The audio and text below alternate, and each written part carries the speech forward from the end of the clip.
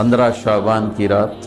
شب قدر، قدر کی رات، عید الفطر کی رات، یہ وہ راتیں ہیں جو پہلی امتوں کو اللہ نے نہیں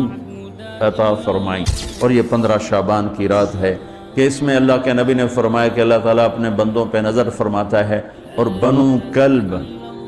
کی بھیڑوں کے جسم پر بال ہیں، اتنے لوگوں کی اللہ بخشش فرماتا ہے۔ اور اس رات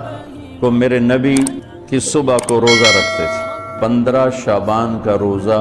پچھلی 15 سے اس 15 کے درمیان جتنے گناہ ہوتے ہیں سب کی معافی کروا دیتے۔ جتنی بھی یہ عبادات کی رات ہیں، اس میں کوئی اجتماعی نہیں آؤ بھئی صلاۃ تسبیح پڑھیں اور آپ اکٹھے بیٹھ کے ذکر کریں، اکیلا انفرادی عبادت ہے، مسجد میں نہیں، گھر میں، اپنے گھروں کو مسجد بناؤ، اور پھر اس میں بہترین بندگی ہے توبہ کرنا اور دعا کرنا۔